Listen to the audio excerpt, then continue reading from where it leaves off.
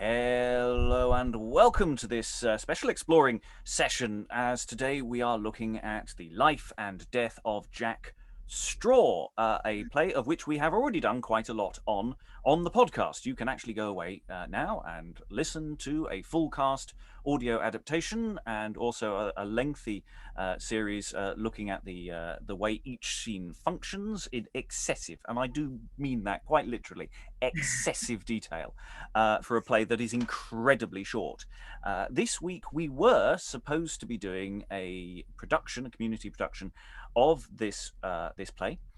Sadly, that is not possible because of plague. So instead, we're going to be doing this sort of composite exploring sessions. So we're not going to be doing stopping and starting because we've already done that on the podcast, and that would be sort of just random repetition. It's also the end of the week and it's a Friday, so we quite like doing just a speedy read through because it's really not very long, and in a moment we'll perhaps get a little bit into why or the questions of why it isn't very long. This is an incredibly short play.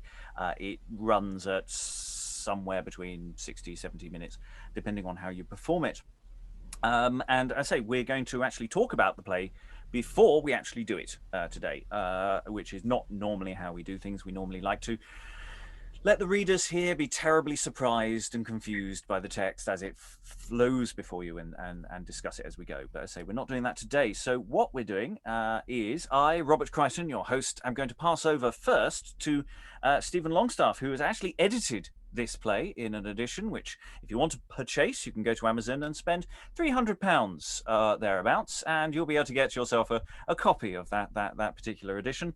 We really need to work on making that more readily available because it is a very, very nice edition.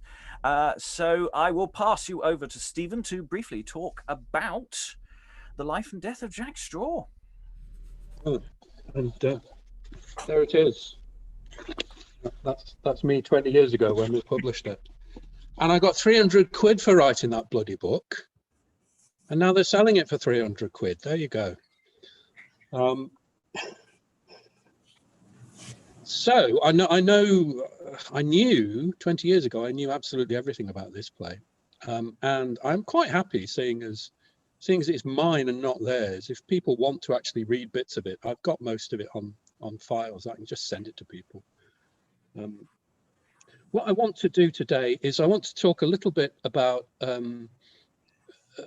things like the length and what we can think about how it was put together. And also I want to spend a bit more time talking about how we might take it.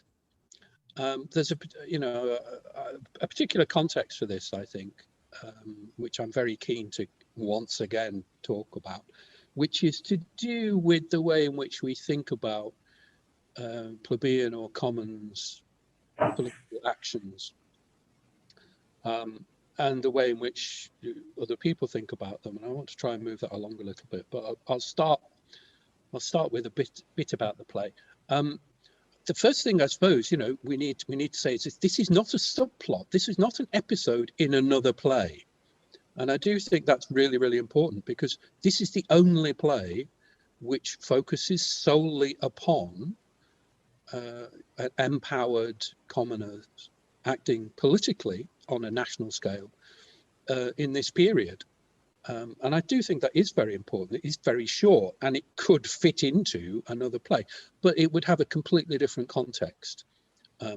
As for example, it has a different context in the play of Edward IV that we were doing yesterday, or other plays, Sir Thomas Wyatt, Sir John Oldcastle, some plays by somebody else. So it's the second shortest play of the period, as far as I can tell. The shortest is called A Yorkshire Tragedy. And the title play of A Yorkshire Tragedy says it is one of the 4 plays in one. And we do have these portmanteau titles cropping up in the records. They crop up in Henslow's diary, they crop up in court records. 3 plays in one, 4 plays in one, 5 plays in one. So it is possible that this is a play that was performed alongside other plays. And we shouldn't rush to the idea that just because it's a lot shorter than the plays that get printed, it's somehow been sort of terribly butchered, and there was a much bigger play which was cut down. If you look at the chronicles, there's not an awful lot else in the chronicles that could have been put in. Now there are problems with the play. The problems with the play's text. It's not been brilliantly put together. It's not been brilliantly copied. It seems to be full of, you know, drafts and half drafts. It's not a brilliantly tidy text, but just because it's short doesn't mean that it's completely incoherent or being butchered. So that's the first thing. It's on its own. There's nothing else like this.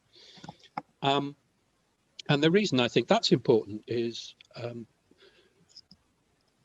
because of the weight it gives to John Ball, the radical preacher. Now, the way that plays work, you have to have John Ball at the beginning. You have to have him motivating the rising. You have to have his words landing with people. And the way in which Commons risings were typically thought of by, in print at least, were to conflate them. Oh, this is the sort of thing that's always going on. Every so often these people rise, you know, it happens with Jack Cade, it happens with Kett, it happens in Lincolnshire and Yorkshire. You know, it's just the kind of stuff these stupid people are always doing. But this is the first of these. So it's not something they've always been doing.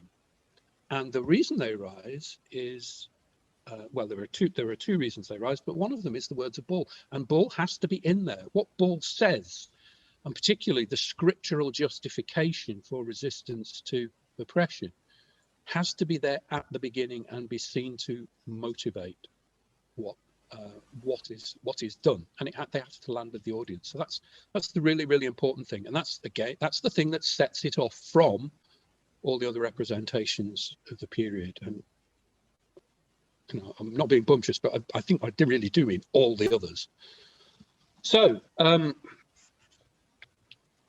think it's very easy to fall in line with what's in print, as it's somehow kind of collective surfacing of what everybody thought. So I want to just read you something by Simon Forman. Simon Forman was an astrologer during the Elizabethan period. And he wrote his diaries in code, and they remained, I think, in code until the 19th century. Nobody kind of worked them out.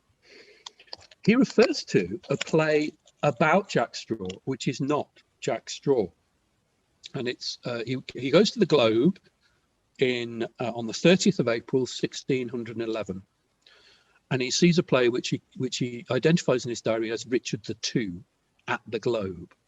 But it is not Richard II by Shakespeare, because he references things that happen in Jack Straw, he references things that happen in Woodstock, and also in Shakespeare's Richard II. This is what he wrote.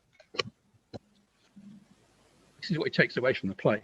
Remember therein how Jack Straw, by his overmuch boldness, not being politic, nor suspecting anything, was suddenly at Smithfield Bars, stabbed by Walworth, the mayor of London, so he and his army were wholly overthrown. Therefore, in such a case or the like, never admit any party without a bar between. A man cannot be too wise, nor keep himself to himself. Beware by this example of noble men and their fair words. Say little to them, lest they do the like by thee for thy good will. So I think, okay, so Forman has a problem with, you know, nobles who do him over, but it's completely a chance that this witness has survived. And it's problematic in all kinds of ways, because it's a diary in code, and not many people are writing diaries, not many people are writing diaries in code that survive. I do think it's really important to be open to a greater range of motivations on the part of the players, and also ways in which the audience might have seen it. 30th of April is the day before May Day. May Day, as all Londoners would know, is associated with civil disorder, particularly in 1517, Sir Thomas More, the play of Sir Thomas More, which we've already done. The Globe may well have been putting on a play about London disorder the day before May Day for reasons of continuing topicality. What Foreman took from it is not necessarily what everybody would have taken. Okay, so I'm going to keep this very, very short. The other thing I would like to say is that Jack Straw is not a real person. Jack Straw is, there's two definitions for Jack Straw in the medieval period. One is a nobody. You're a Jack Straw, you're just a piece of straw, okay?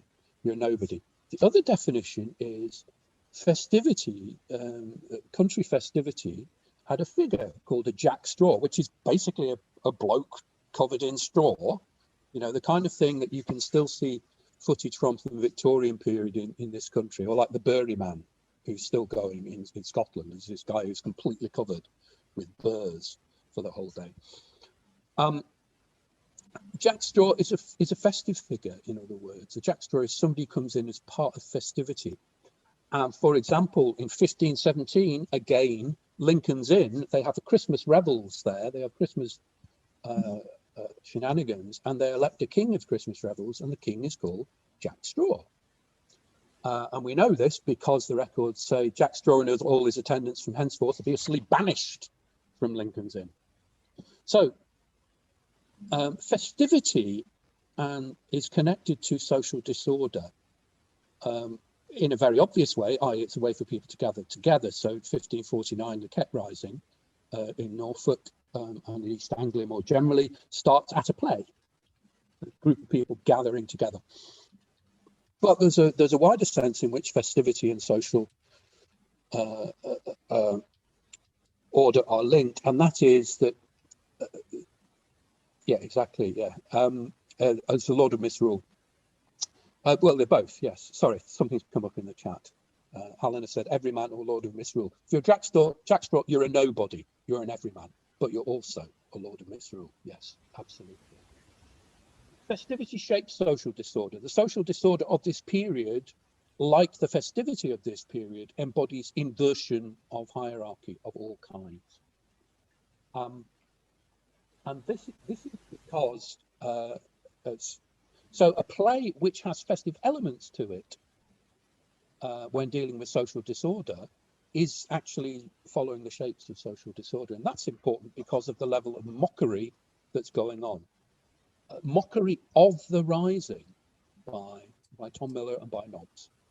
In other words, it's absolutely part of festivity to mock everything, to invert everything, not just one thing. So in that sense, the way I think we should think of Jack Straw is rather like Guy Fawkes in V for Vendetta. As an anonymous, pseudonymous figure, rather than a real historical personage. And the name signaled to them that it does not signal it to us now. If we've got festivity, then we've got laughter, then we're laughing with, and we're laughing with the rebels as they laugh at the rebels. And I think that's a much more complex political and emotional response to the rising than simply to say, oh, they die, oh, they're defeated, oh, that's really, really bad. Okay, so festivity comes back. That's the point. Festivity renews itself. Festivity, I'll be back next year. Watching this play is not watching something that happened 200 years ago and has been defeated in its historical curia. Watching this is to reconnect with a set of perennial concerns and perennial ways of dealing with those concerns. 1590s London, we have people breaking up prisons breaking into prisons to release people who've been unjustly imprisoned. We have symbolic gallows set up in front of the Lord Mayor of London's house at one point. The social rituals and social rites of the late medieval period persist into the early modern period and persist into London. The play seeks to divide Londoners from the others. Londoners are loyal. Londoners never rise. The disorder comes from outside. One of the reasons for that is that outside London you have villains. You have people who are tied to a manor or tied to lord of the manor. So it's the feudal system. The rebels don't just call. Obviously, the commons do want spoil. They also want liberty. Now, this is a real historical phenomenon. You know, even in the chronicles, one of the causes of the rising is liberty, and that is liberty from bondage. And of course, comes from outside the cities, because the cities have a different social setup. Okay, so that's the first point. The second point is, who lets them in? They come from the south. They're on the south bank. There's only one way into London. That's over London Bridge. London Bridge has got a gate. How do they get to London? They get into London because they're let in. And the play has this scene where they go, let us in, let us in. The Southwarkmen go, let them into London because they're doing such terrible damage in Southwark. So it's an attempt to explain why the Kentish men are let into London. The kind of disorder that the Kentish men embody is the kind of social disorder, particularly in the 1590s, that we see in London. 1590s in London is a social order crisis. There's martial law. There's unemployed soldiers everywhere. It's difficult to find food. The distinction between inside London and outside London the play seeks to make is not actually borne out by the situation of the London that the play is played in. So the final thing I would say is, if we've got clowns as rebels and if we've got festivity in the play, who gets the last word, I think, is slightly less important, because the clowns never get the last word in a play. The clowns never really get that chance to come on at the end. They're always within the play. It's an accepted way of portraying social inversion, and particularly clowning, is that it has its place, and that place is not at the end. So the fact that they die, it just means they're not there at the end. But when you're killing Jack Straw, there's plenty more Jack Straws where that came from. And that is why I don't think the play is about the experience of defeat. I think the play is readable as much more interesting politically for the period in which it's played and for us now. Yes, and we're going to go through the characters. Thank you very much, Stephen. Now, as I introduce the members of the team.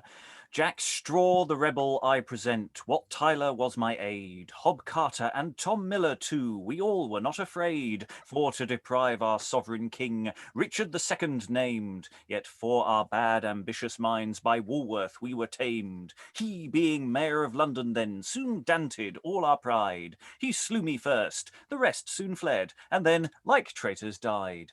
That is from a Lord Mayor's show from 1590, which is sort of very much on top of this play, and features by name a number of the characters in this play, which is either a fascinating coincidence, either one is feeding the other, or the sort of generic names that we have for certain types of characters may have been well embedded into this story for the collective imagination at the time. Today, reading The Collector and John Morton is... Hello, I'm Helen Good. I'm a historian in Yorkshire. And the collector at the very top of the play, tax collector, is taken to task by Jack Straw because he is potentially trying to semi-assault Jack Straw's daughter. The tax collector is looking for money for I think the third poll tax. The country is in dire financial straits. And so one of the things that tax collectors did was go to people who might be on the borderline of being taxable and check their nether regions, as it were, to see whether they were post or prepubescent. So Jack Straw at the very top of the play is quite miffed with the tax collector, possibly because he's actually assaulting his daughter. We never meet the daughter in the text as it comes to us, so that's a little bit of motivation for Helen there as the collector. Also, John Morton. We have a bit of a problem with John Morton because we have a very similarly named Sir John Newton, who seem to be two different people, but also in terms of elements of the actual history, might be the same person. It's quite interesting how they function, but their names are incredibly similar, so just be careful of that. So John Morton is captured by the rebels. His family are put into dire straits and being held as hostages, so that he is used as a messenger by Jack Straw, Wat Tyler et al. And he is not a happy bunny about that, and really never forgives them, I think it would be fair to say. So there. Jack Straw today is being read by... Hello, I'm Dan. I'm an actor in Montpellier, France.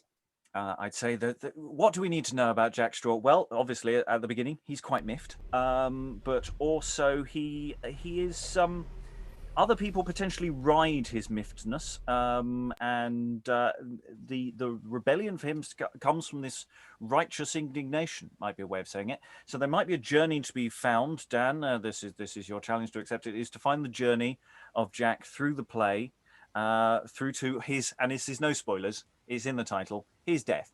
His death at the end. So sorry if that's news for you, Dan, but you are going to die.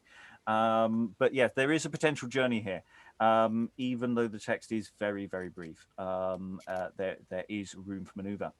Reading The Queen Mother, Hob Carter and the Southwarkmen. It is. Hello, I'm Sarah Blake. I'm an actor, writer and director living in Germany. Queen Mother, mother to Richard II, and Richard II is very young. He's only 14 years old at this point.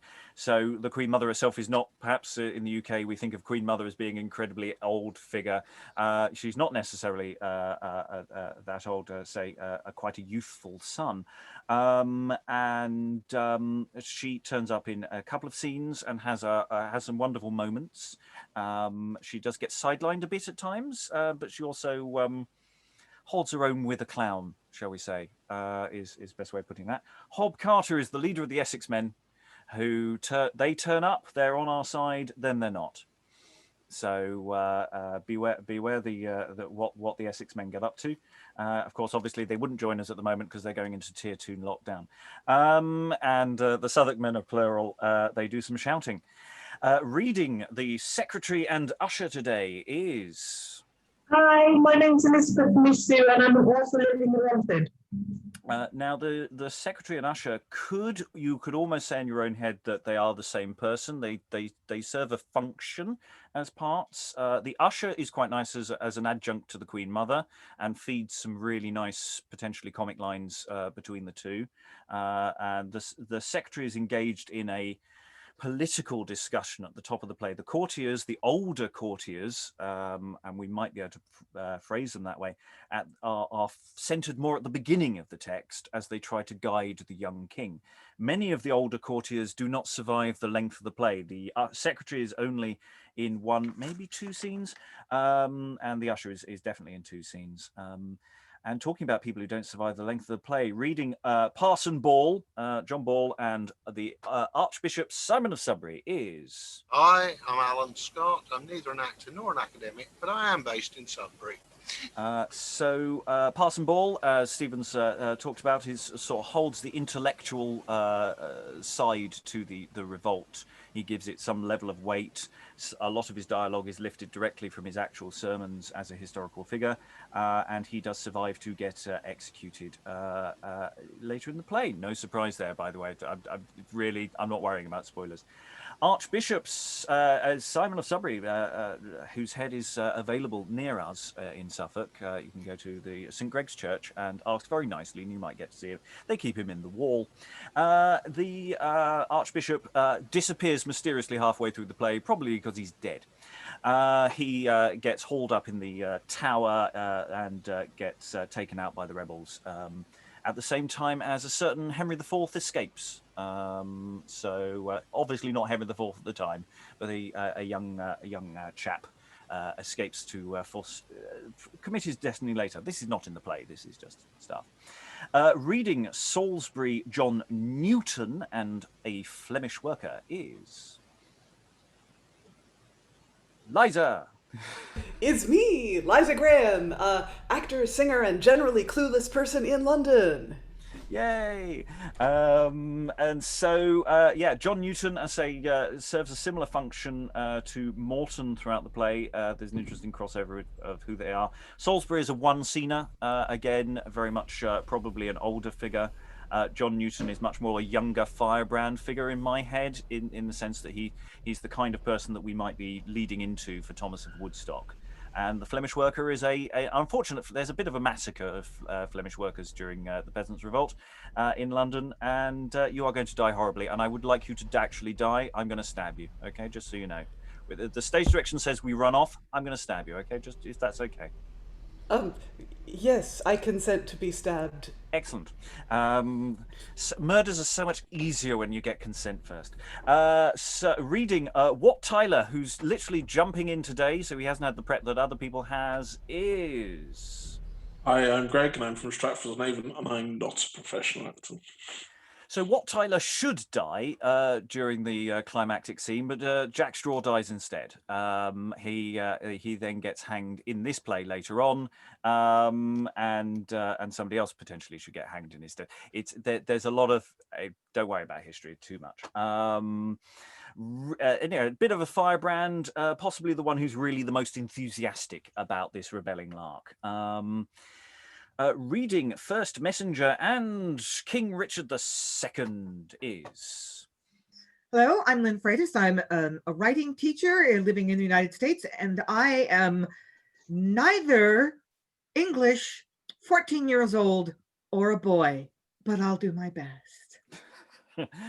So the First Messenger is a messenger. There's not really much to say about that particular person. Delivers some news. It's quite disturbing news. It's really bad.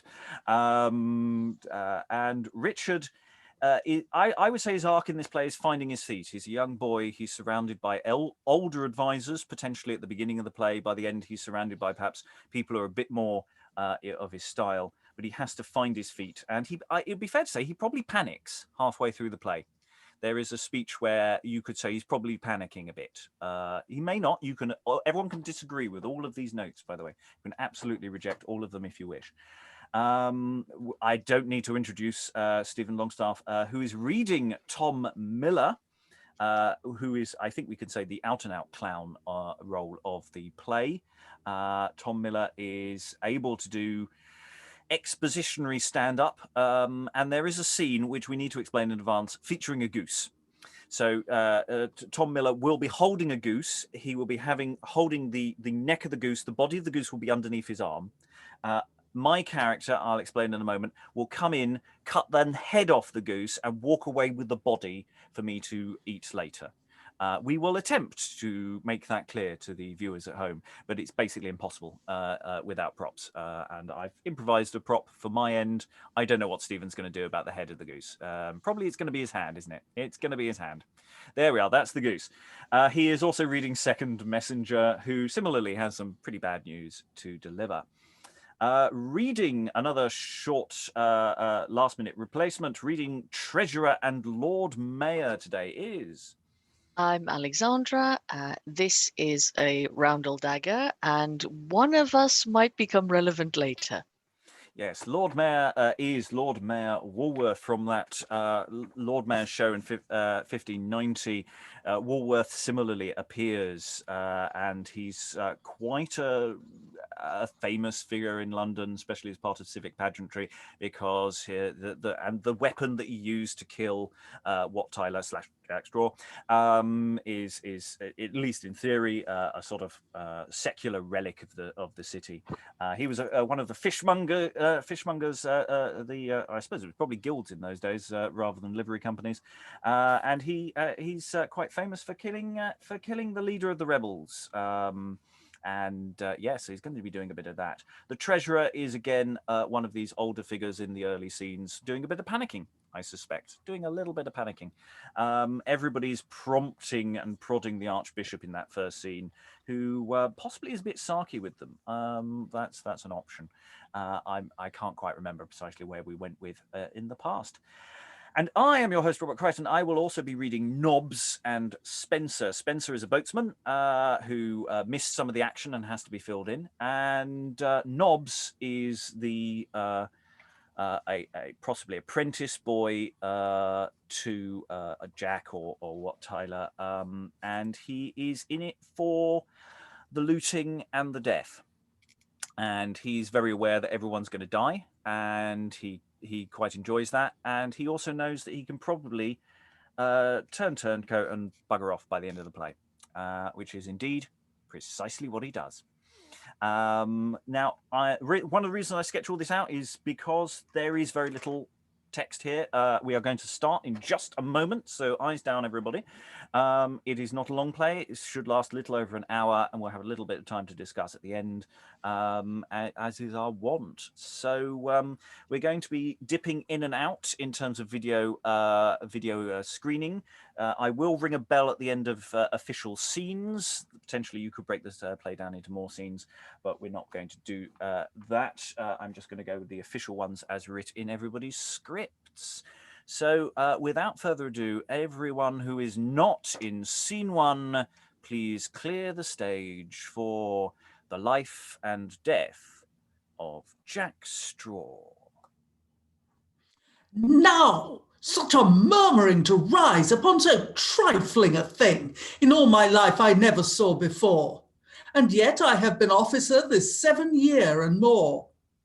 The Tyler and his wife are in a great rage, affirming that their daughter to be underage. Art thou the collector of the king's task? I am, Jack Straw. Why dost thou ask? Because thou goest beyond the commission of the king. We grant to his highness pleasure in everything. Thou hast thy money for all that be here. My daughter is not 14 years old, therefore she goes clear. And because thou sayest so, I should believe thee? Choose whether thou wilt or no. Thou gettest no more of me. For I am sure thy office doth not arm thee with such authority thus to abuse the poor people of the country. But chiefest of all, vile villain as thou art, to play so unmanly and beastly a part as to search my daughter thus in my presence. Why, base villain, wilt thou teach me what to do? Wilt thou prescribe me mine office and what belongs thereto? What, villain, dost strike me? I swear by the rood, as I am Jack Straw, thou shalt buy it with thy blood. There, lie, and be well paid for thy pain. Oh, help, help! The king's officer is slain. Now, Jack Straw, does anybody abuse thee? Alas, what? I've killed the king's officer in striking rashly. All matter to recover a man that is slain, but blow wind in his tail and fetch him again. Content thee, 'tis no matter. And Jack Straw, God a mercy, herein thou hast done good service to thy country. Were all inhuman slaves so served as he, England would be civil and from all such dealings free. By Gog's blood, my master, we will not put up this so quietly. We owe God a death, and we can but die. And though the fairest end of a rebel is the gallows, yet if you will be ruled by me, we'll so deal of ourselves as will revenge this villainy. The king, God what knows not what's done by such poor men as you. But we'll make him know it, if you will be ruled by me. Here's Parson Ball, an honest priest, and he tells us that in charity we may stick together in such quarrels honestly. What? Is he an honest man? The devil he is. He's the parson of the town. You think there's no knavery hid under a black gown? Find him in a pulpit but twice in a year. I'll find him 40 times in the alehouse, tasting strong beer. Neighbours, neighbours! The weakest nowadays goes to the wall. But mark my words and follow the counsel of John Ball.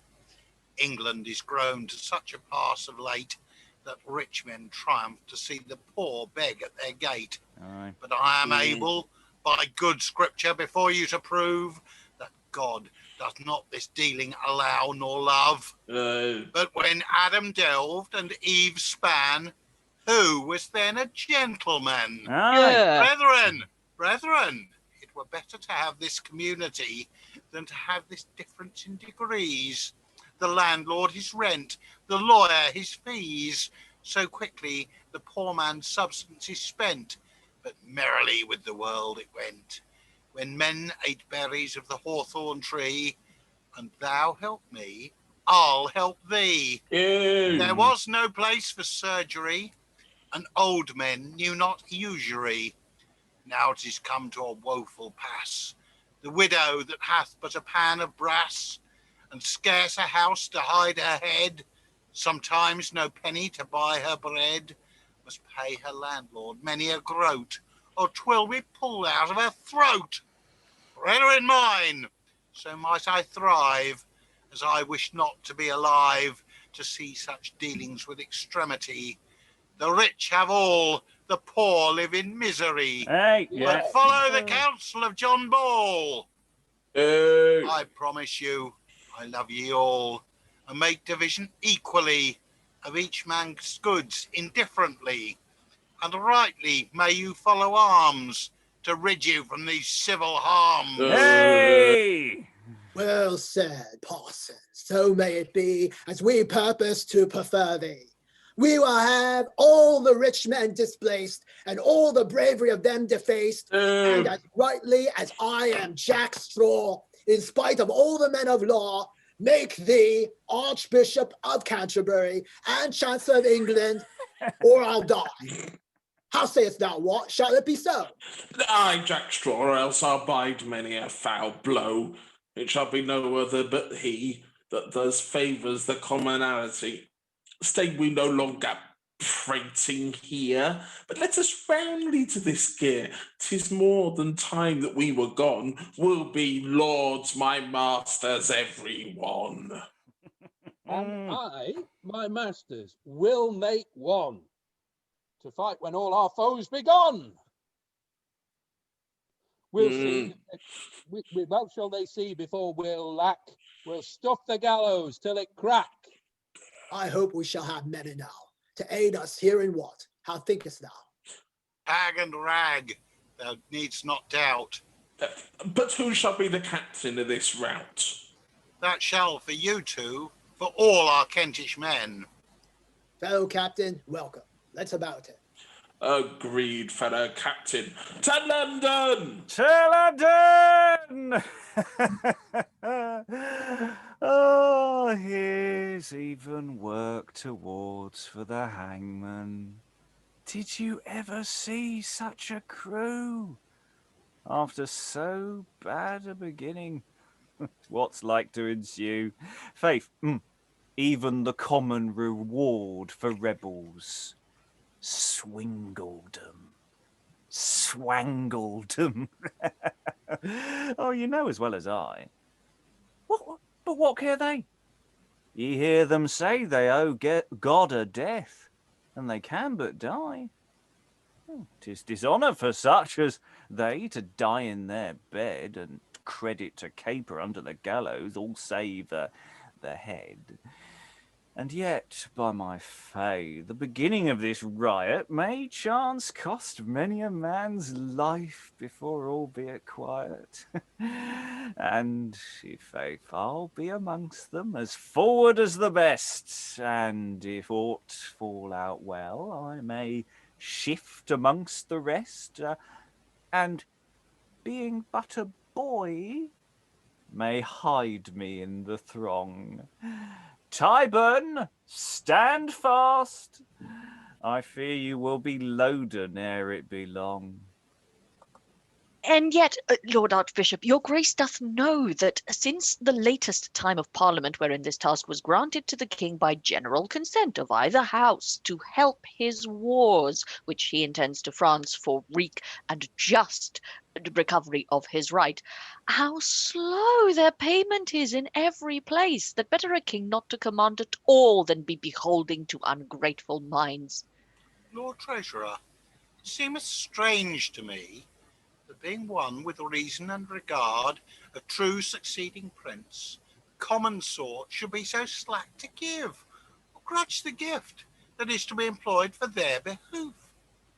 Hard and unnatural be the thoughts of theirs that suck the milk, and will not help the well. The king himself, being now but young of age, if things should fall out otherwise than well, the blame doth fall upon the counsellor. And if I take my aim not all awry, the multitude, a beast of many heads, of misconceiving and misconstruing minds, reputes this last benevolence to the king, given at High Court of Parliament, a matter more required for private good than help or benefit of common weal, wherein how much they wrong the better sort. My conscience beareth witness in the cause. My lords, because your words not worthless are, because they stand on reason's surest ground, and tend unto a profit of the king, whose profit is the profit of the land, you give me leave, in reference to the cause, to speak my mind touching this question, when such as we do see the people's hearts, expressed as far as time will give them leave, with heartiness of their benevolence, methinks it were for others' happiness, that hearts and purses should together go. Misdeem not, good my lord, of this my speech. Speak well, I wot, the noble and the slave, and all do live but for a common weal, which common weal in other terms is the king's. The justices and sheriffs of Kent send greetings to your honors here by me. My lords, this brief doth openly unfold a dangerous task to us and all our trains. With speed let us impart the news unto my lord the king, the fearful news that whilst the flame doth but begin, sad policy may serve to quench the fire. The commons now are up in Kent. Let's not suffer this attempt too far. My friend, what power have they assembled in the field? My lord, 20,000 men or thereabout. Here, the peril that was late foreseen, ready to fall on this unhappy land. What barbarous minds for grievance more than needs, unnaturally seek, reap on their lord, their true anointed prince, their lawful king. So there his blind and shamefaced multitude lay violent hands. They wot not why nor where, but be thou still, as best becometh thee, to stand in quarrel with thy natural liege. The sun may sometimes be eclipsed with clouds, but hardly may the twinkling stars obscure or put him out, of whom they bear a light. I marry, what? This is another matter. Methinks the world has changed of late. Who would live like a beggar and maybe in this estate? We are here for captains just, Jack Straw, Wat Tyler, Hob Carter and Tom Miller. Search me all England and find for such captains, and by Gog's blood I'll be hanged. So you will be nevertheless, I stand in great doubt. Captain Straw and Captain Tyler, I think. I have brought a company of Essex men for my train that will never yield but kill, or else be slain. For a little captain, I have the vantage of you all, for while you are fighting, I can creep into a quart pot, I am so small. But masters, what answer made Sir John Morton at Rochester? I heard say he would keep the castle still for the king's use. Oh, he did, till I fetched him out by force. And I have his wife and children pledges for his speedy return from the king, to whom he has gone with our message. Let him take heed he bring a wise answer to our worships, or else his pledges go to the pot. Captain Straw, how many men have we in the field? Marry Captain Carter, about 50,000 men. Where shall we pitch our tents to lie in safety? Marry Harp upon Blackheath with it beside Greenwich. There we'll lie, and if the king will come thither to know our pleasures, so it is. If not, I know what we'll do. Dog's blood, Jack, have we the cards in our hands? Let's take it upon us while we have it. Ay, marry, for you know not how long you shall hold it. 50,000 men they have already in arms that will draw together. If we hang together as fast, some of us shall repent it.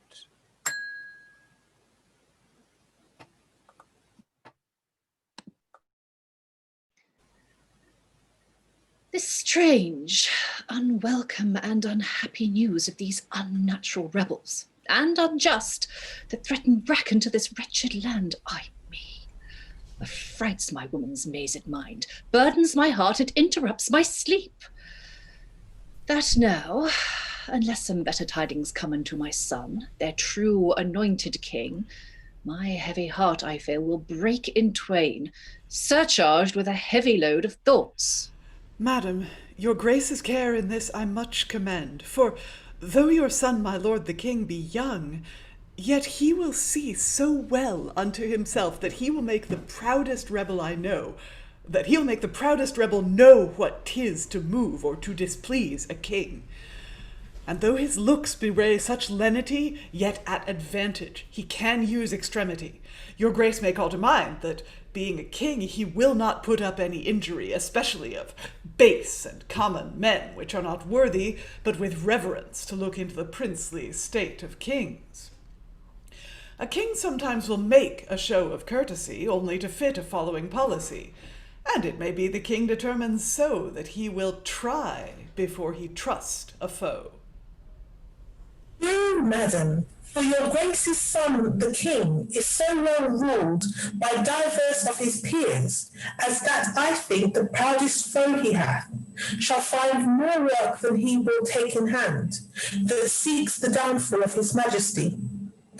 I hope the council are too wise for that, to suffer rebels and aspiring pride, that purpose treason to the prince and state. In good time see where my lord the king doth come, accompanied with the bishop and lord treasurer. I marvel much, my lords, what rage it is that moves my people, whom I love so dear, under a show of quarrel good and just, to rise against us thus in mutinies, with threatening force against our state and us. But if it be, as we are given to know by letters and by credible report, a little spark hath kindled all this fire, which much must be quenched with circumspect regard before we feel the violence of the flame. Meanwhile, sweet lady mother, be content, and think that their malice shall not injure you, for we have tools to crop and cut them off, ere they presume to touch your royal self, and thus resolve that you secure shall be, what hard mishap soe'er shall fall to me. How can good hap befall your majesty? My lord, here is a messenger from Kent that craves access unto your majesty. Admit him near, for we will hear him speak. 'Tis hard, when twixt the people and the king such terms and threats and parleys must be had. Would any gentleman or man of worth be seen in such a cause, without offense, both to his God, his country, and his prince, except he were enforced thereunto? I cannot think so good a gentleman as is that knight, Sir John Morton, I mean, would entertain so base and vile a thought. Nor can it sink into my woman's head that, were it not for fear or policy, so true a bird would file so fair a nest. But here he comes. Oh, so my longing mind desires to know the tidings he doth bring. The commons of Kent salute your majesty, and I am made their unhappy messenger. My lord, a crew of rebels are in field, and they have made commotions late in Kent and drawn your people to a mutiny. And if your grace see not to it in time, your land will come to ruin by their means. Yet may your grace find remedy in time to qualify their pride that thus presume.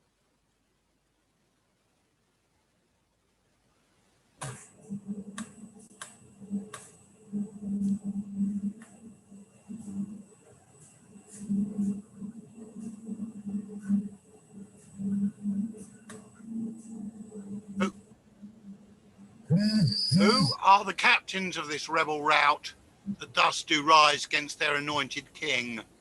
What, be they men of any worth or no? If men of worth, I cannot choose but pity them.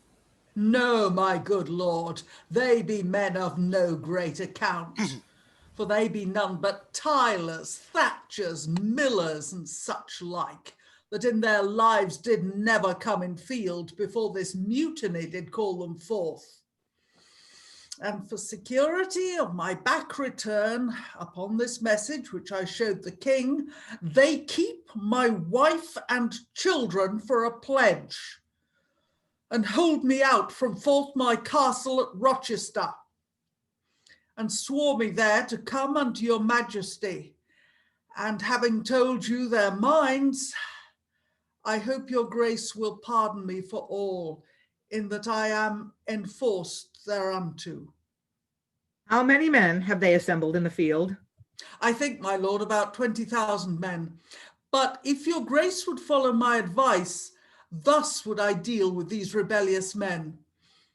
I would find time to parley with some of them, and know what in their minds they do intend. For being armed with such treacherous thoughts, they may perform more than your grace expects. With speed, return to those unnatural men, and see, Sir John, you greet them thus from us. Tell them that we ourselves will come to them to understand their meaning and their minds, and tell them, if they have any evil sustained, ourselves will see sufficient recompense. Go, good Sir John, and tell them upon the Thames ourselves we will meet with them, there to confer concerning their avail. Do so, Sir John, and kindly recommend us to them all. We shall fulfill your grace's mind in this, and thus I take my congé of your majesty, wishing your grace thrice Nestor's years to reign, to keep your land and guard your royal train. Farewell, good night, and as thou darest, remember them, though they forget themselves. Your grace herein is very well advised, with resolution fitting your degree. Your grace must show yourself to be a king, and rule like God's vice-regent here on earth. The look of kings do lend both life and death, and when a king doth set down his decree, his sentence should be irrevocable. Your grace herein hath shown your princely mind, in that you hate to prey on carrion flesh. Such prey befits not kings to prey upon, that may command and countermand their own. I hope, my lord, this message will so prove, that public hate will turn to private love. And therefore I say, my lord, you have answered well the task given to your grace by Act of Parliament, and you have reason to demand your due. My lord, if you so please, take my advice herein, that speaks in love and duty to your grace. I shall in every matter privilege your majesty and all your lordly train. I mean against your manor of Greenwich town, and so amidst the stream may hover safe, meanwhile they send some few and chosen men to give your grace to understand their minds. And thus, my lord, I have adventured to show your majesty my mind herein. My lord, I hope we shall not need to fear to those to meet those men, and thus do threaten us. We will, my lord, tomorrow meet with them, and hear, my lord, what 'tis that they demand. Mother, your grace shall need to take no care, for you shall in our Tower of London stay till we return from Kent to you again. My lord, see everything prepared for us, and mother, thus I leave your majesty, you to the Tower, I must hence to Kent.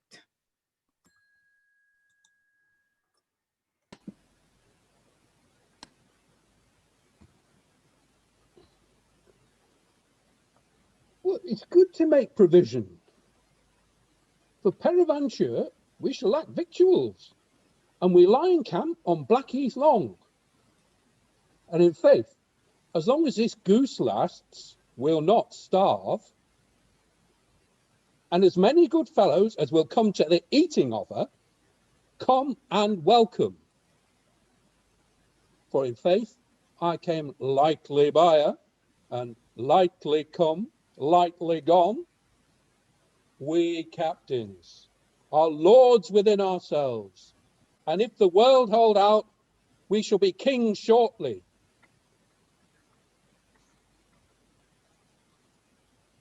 The rest of my fellow captains are gone before to Greenwich to meet the king, that comes to know our minds, and while they're about it, I will make good cheer with my goose here.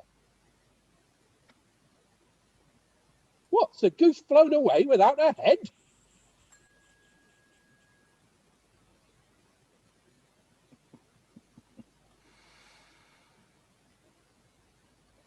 Here's a stir, more than our needs. What means the king thus to abuse us and make us run about his pleasure and to no end? He promised us to meet us on the water, and by lady, as soon as we came at the waterside, he fair and flat turns his barge, and away he goes to London.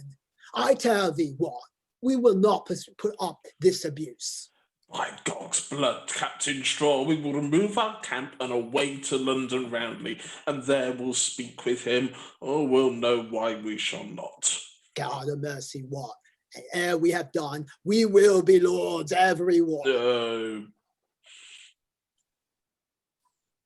Gentle Jack Straw, in one line let us draw, and we'll not leave a man of law nor a paper worth a whore, and make him worse than a door that shall stand against Jack Straw. Hey. Methinks you might do well to answer the king in the name of the whole company, some 12 or 20 men for the nonce, that may deliver the minds of you all in few words. Sir John Morton, you are an ass to tell us what we have to do. Hold your prating, you were best. I tell thee, Sir John, thou abusest us, but let's to London as fast as we can. Hey!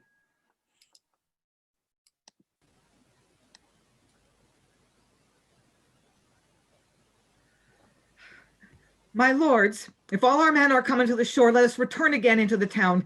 These people are not to be talked withal, much less with reason to be ordered, that so unorderly with shrieks and cries make as though they would invade us all. I have not heard nor read of any king so ungently of his people entertained. Sir John, what was the cause the king returned so soon and with such haste so quickly took the shore?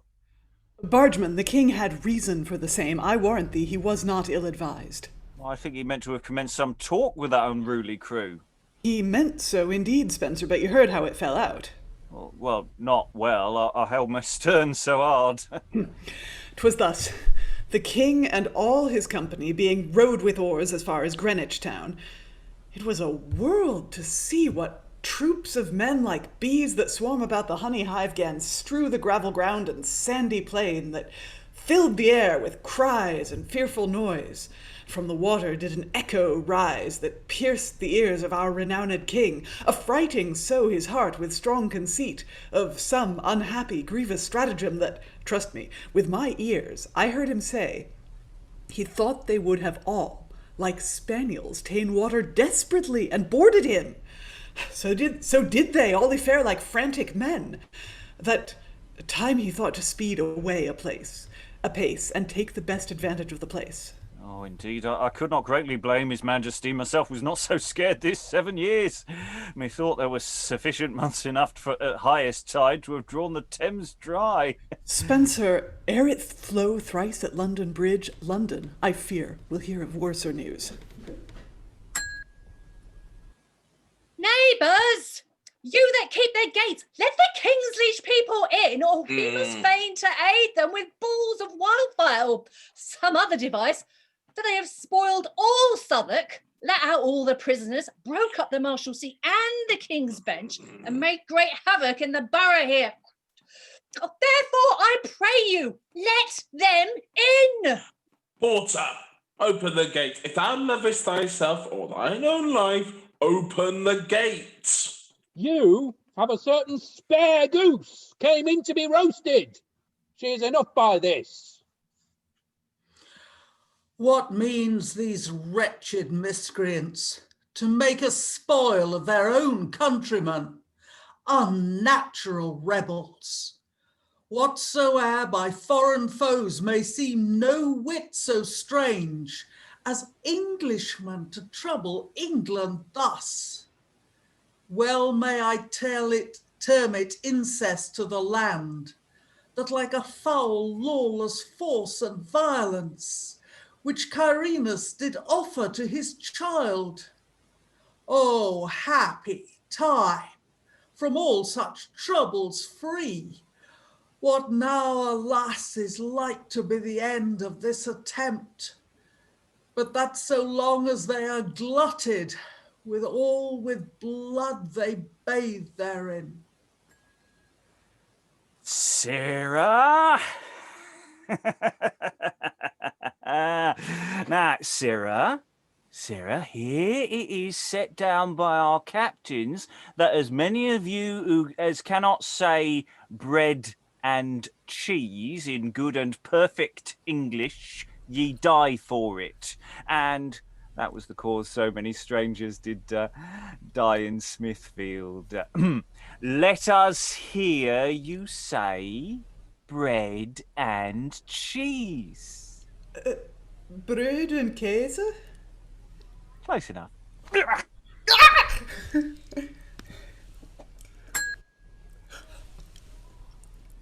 Sir Newton and Lord Mayor, this wrong that I am offered, this open and unnatural injury, a king to be thus handled of his own people and no other foes, but such as have been brought up and bred in his own bosom, nourished with his tender care, to be thus robbed of honor and of friends, thus daunted with continual frights and fears, hailed on to what mishap I cannot tell, more hard mishap than had of like been mine, had I not been marked to be a king.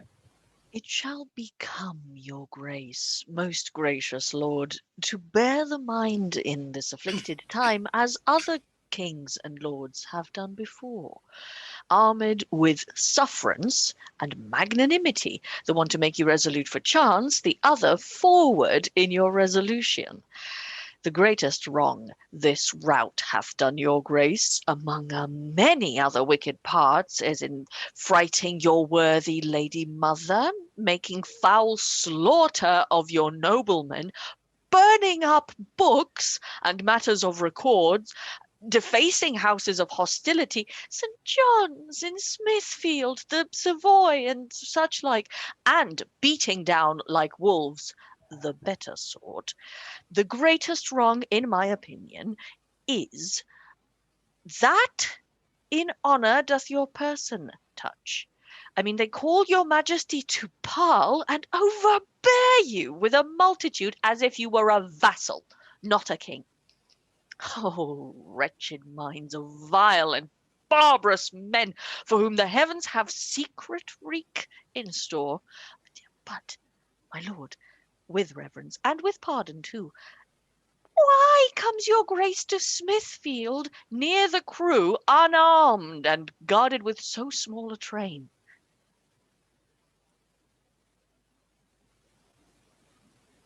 If clemency may win their raging minds to civil order, I'll approve it first. They shall perceive I come in quiet wise, accompanied with the Lord Mayor here alone, besides our guard that doth attend on us. May it please your grace that I shall raise the streets to guard your majesty through Smithfield as you walk. No, Lord Mayor, 'twill make them more outrageous, and be a mean to shed a world of blood. I more account the blood of Englishmen than so. But this is the place I have appointed them to hear them speak, and have adventured to come among this foul, unruly crew. And lo, my lord, see where the people come. My masters, this is the king. Come away to he that we would speak withal. Yeah. Newton, desire that one may speak for all, to tell the sum of their demand in full. My masters, you that are the special men, his majesty requires you all by me that one may speak and tell him your demand. And gently here he lets you know by me he is resolved to hear him all at large. Aye, my good friends, I pray you heartily, tell us your minds as mildly as you can, and we will answer you so well to all as you shall not mislike of anything. We come to revenge your officer's ill demeanor, and though we have killed him for his knavery, now we be gotten together, we will have wealth and liberty. Wealth and liberty! It is enough, believe me, if you will, for as I am your true succeeding prince, I swear by all the honor of the crown, you shall have liberty and pardon all, as God has given it, and your lawful king. We'll be pinched with poverty to dig our meat and victuals from the ground that are as worthy of good maintenance as any gentleman your grace doth keep. We will be kings and lords within ourselves, and not abide the pride of tyranny. I pray thee, fellow, what countryman art thou? It skills not much. I am an Englishman. Marry, sir, he is a Kentishman, and hath been my scholar ere now. Little good manners hath the villain learned to use his lord and king so barbarously. Well, people, ask you any more than to be free and have your liberty? Wealth and liberty! Then take my word. I promise it to you all, and eke my general pardon now forthwith. Under seal and letters patent to perform the same, let every man betake him to his home, and with what speed our clerks can make dispatch, your patents and your pardons and your letters patents shall be forthwith sent down in every shire. Marry, I thank your grace. Bob Carter and the Essex men will home again, and we take your word. We believe you all, and thank you all, and presently we will commandment give that all this business may be quickly ready. I tell thee what, this is not that I would have. I come for more than to be answered thus. And if the Essex men will needs be gone, content, let them go suck their mams a home. I came for spoil. Spoil I'll have. Do what thou wilt, Jack. I will follow thee. How? And if it be to the gallows? Why, that is the worst. And if faith, that is sure, but if you'll be ruled by me, trust not to his pardon, for you die every mother's son, but captains go forward as we have begun. My masters, the boy speaks wisely. I've read this in Cato, ad consulem antiquem voceris. Take good counsel while it is given. Content. Boy, we will be ruled by thee.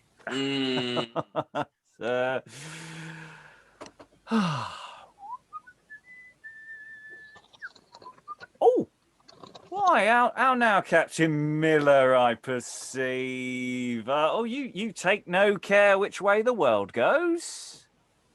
Your faith, Nobs. I've made a bonfire here of a great many of bonds and indentures and obligations. Faith, I have been among the ends of the court, and among the records and all that I saw, either in the guild hall or in any other place, I've set fire to them. And where has that been? Oh, well, I have been with our captains, Straw and Tyler at St. John's in Smithfield, but Sarah, I can tell you news. Captain Carter has gone home and all our Essex men, and I fear we shall all be hanged. Therefore, look you to yourself, for I will look to myself.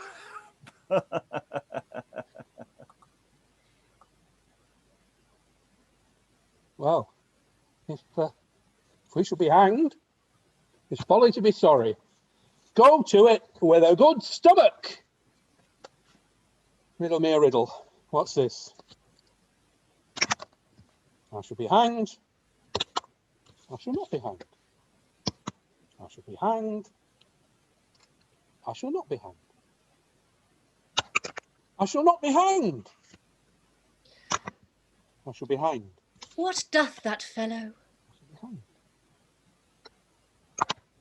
shall not be hanged. Madam, he disputeth with himself whether he shall be hanged or no. Alas, poor soul. Simple enough, God wot, and yet not so simple as a great many of his company. If it be, as we are led to understand, my lord the king hath given them general pardon. So he hath, and they, like honest men, are gone homeward, or at least the most part of them. But worst, in my opinion, is their haps that tarry longest. Peace, here is the king's mother. She can do much with the king. I'll treat her to beg my pardon of the king wisely. I'll go to her. Humbly, your worships, poor Captain Thomas Miller, requesting your favourable bequest touching the permission of d'estray towards the said Captain Miller, which in blunt fat terms is nominated Sursum Cordum Alice Dictus Angum Debum, from which place of torments God does deliver, and grant us to be merciful while we all live here together. Now, sir, understanding your worship is the king's mother, lamentably in the behalf therefore to spoken, to stand between me and the gallows, or to beg my pardon, in which you shall not only save a proper, tall, handsome fellow and stout captain, but you should also purchase the prayers of all the alewives in the town for saving a maltworm and a customer to help away their strong ale.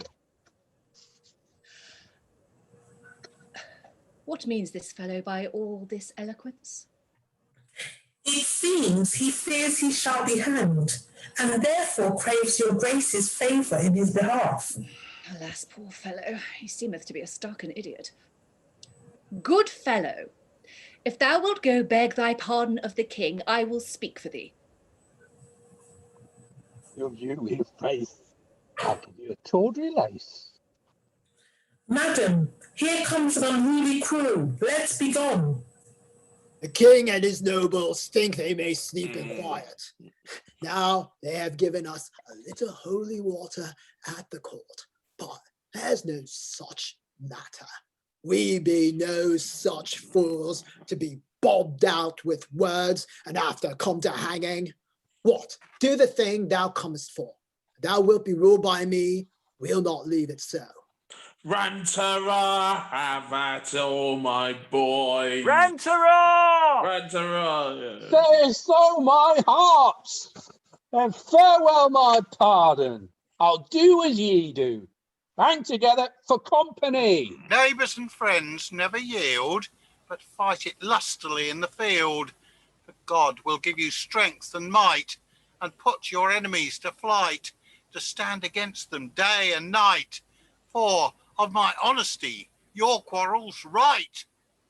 Oh, Parson Ball, before you all, if all fall out not well for following thy counsel, and that by listening to thy talk, to the gallows we do walk. Parson Ball, I will tell thee, and swear it of mine honesty, thou shalt be hanged as well as we. Peace, peace. Here comes the king, I trow. What company be those, Newton, we do see? Be they of those that promised us to part? Even part of those, my good and gracious lord, that promised your highness to depart. Why then, I see they stand not to their words, and sure they should not break it so with me that have so carefully remembered them. This is a part of great ingratitude. And it's like your majesty, the Essex men, with far more better minds, have parted company, and every man betain him to his home. The chiefest of these rebels be of Kent, of base degree and worse conditions, all, and vowed, as I am given to understand, to nothing but to havoc and to spoil. Lord Mayor, if it be so, I wot it is a dangerous and unnatural resolution. I pray thee, Newton, go and speak with them, and ask them what more it is that they require. My masters, you that be the chiefest of the rout, the king entreats you kindly here by me to come and speak with him a word or two. Yeah, if the king would anything with us, tell him the way is indifferent to meet us. You are too many to be talked with all. Besides, you owe a duty to your prince. Sirrah, give me the sword thou wearest there. Becomes it thee to be armed in my presence? Sir, I wear my weapon for mine own defence, and by your leave will wear it yet a while. What? Wilt thou, villain, give it me, I say? Newton, give it him, if that be all the matter. Here, take it. Good do it thee. Villain, I say, give me the sword thou bearest up, for that the thing I tell thee. This sword belongs unto my lord the king. 'Tis none of mine, nor shalt thou have the same. Proud rebel, wert but thou and I alone, thou durst not ask it thus boldly at my hand, for all the wealth this Smithfield doth contain. By him that died for me, I will not dine till I have seen thee hanged or made away. Alas, Lord Mayor, Newton is in great danger, and force cannot prevail among this rout. Can remember I have read when thou didst flourish for virtue and for arms what magnanimity did abide in thee. Then, Walworth, as it may become thee well, deserve some honour at thy prince's hand, and beautify this dignity of thine with some or other act of consequence. Villains! I say, whence comes this rage of thine? How darest thou, a dunghill bastard born, to brave thy sovereign and his nobles thus? Villain, I do arrest thee in my prince's name. Proud rebel as thou art, take that withal. Learn thou and all posterity after thee what 'tis a servile slave to brave a king. Pardon, my gracious lord, for this my act is service done to God and to yourself. Lord Mayor, for thy valiant act in this and noble courage at king's behalf, thou shalt perceive us not to be ungrateful. Captain is slain! Captain is slain! Fear you not, people, for I am your king, and I will be your captain and your friend. Pleaseth your grace for to withdraw yourself? These rebels then will soon be put to foil. Soldiers, take heart to you and follow me. It is our God that drives the victory. Drag this accursed villain through the streets to strike a terror to the rebels' hearts. London will give you power and arms as God will strengthen you and daunt your foes. Fill Smithfield full of noise and joyful cries, and say aloud, God save our noble prince!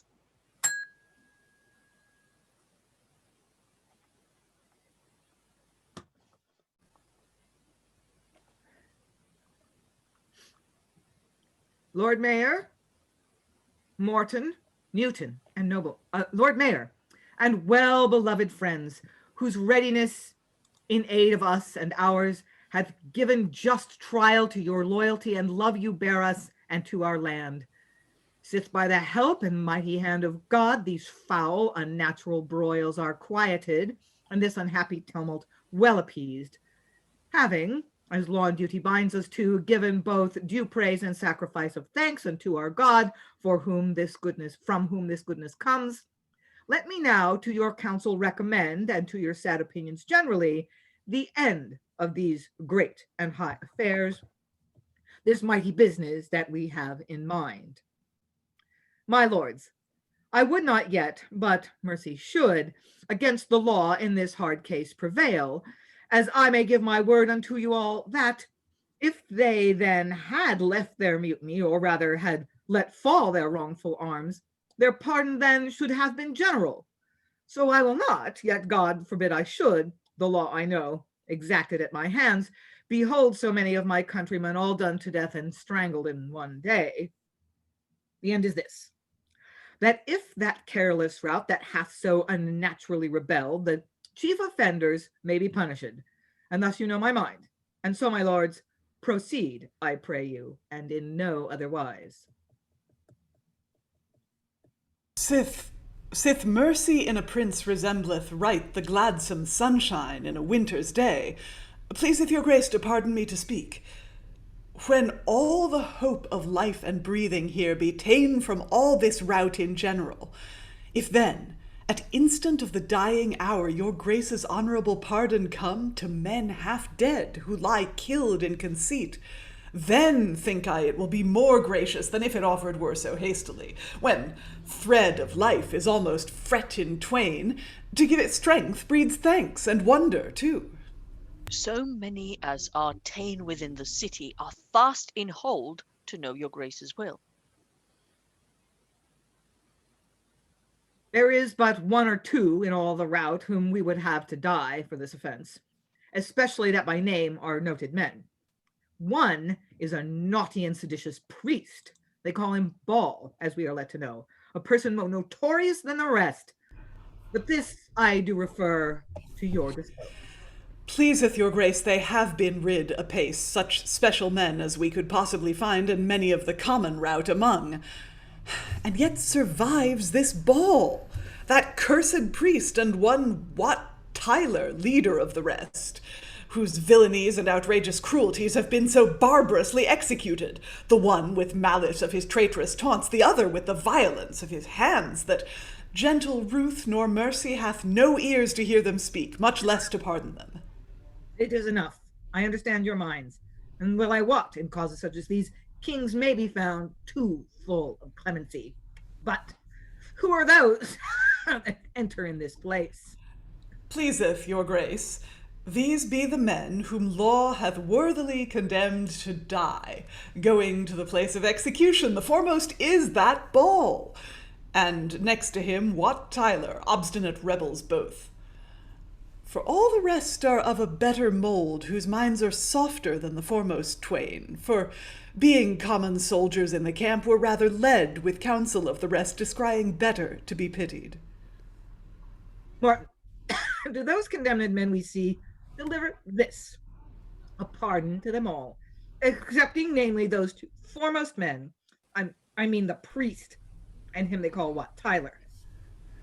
While the rest, free pardon we do send, and give the same to understand from us.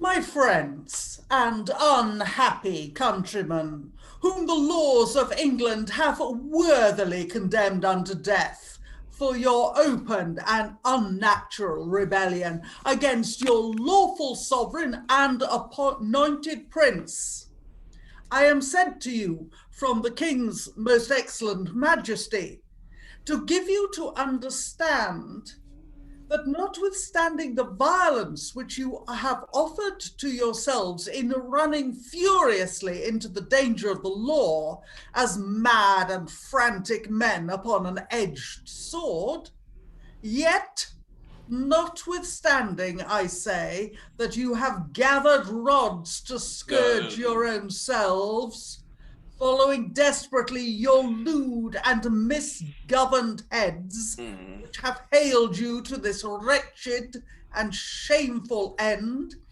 which is now imminent over you, that must in strangling cords die like dogs, and finish your lives in this miserable, reproachful sort, because you would not live like men, but far unlike yourselves, unlike Englishmen, degenerate from your natural obedience and nature of your country, that by kind bringeth forth none such, or at least brooketh none such, but spits them out for bastards and recreants. Notwithstanding, I say, this torment wherein ye now live, looking every hour to suffer such a shameful and most detestable death as doth commonly belong to such horrible offenders, yet it hath pleased the King of his accustomed goodness to give you your lives and freely to forgive your faults, sending by me general pardon to you all, excepting one only accursed and seditious priest that so far swerved from the truth and his allegiance to his prince, and one Wat Tyler, whose outrage hath been noted so outrageous in his actions as, for ensample to all Englishmen hereafter, his Majesty hath thought good to account him. And this parson, first stirrers in this tumult and unnatural rebellion, the greatest offenders that now live to grieve his Majesty. And thus I have delivered the message of the King, which is, in effect, general pardon to you all, and a sentence of death unto the two arch rebels, John Ball and Wat Tyler. For which great grace, if you think yourself anything bound to his highness, as infinitely you are, let it appear as far forth hereafter as you may, either by outward signs of duty or inward loyalty of hearts expressed, and to begin the same, in sign of your thankfulness, say all, God save the King. God save the King. Well, then we know the worst. He came but hang us, and that is all. Were Jack Straw alive again, and I in as good possibility as ever I was, I would lay ashore a trumpet I would lose so fair a trick. What I said in time of our business, I repent not. And if I were to speak again, every word should be a whole sermon. So much I repent me. Away with the rebels, suffer them not to speak. His words are poison in the ears of the people. Away, villain, stain to thy country and thy calling. Why, Morton, are you so lusty with a pox? I pulled you out of Rochester Castle by the pole. And in recompense, I will help set your head upon a pole. Oh, pray you, let's be polled first. Away with the rebels. As I gave your grace in charge, I have delivered your highness' pleasure among the prisoners, and have proclaimed your grace's pardon amongst them all, save only those 2 unnatural Englishmen. Oh, might I say no English nor men.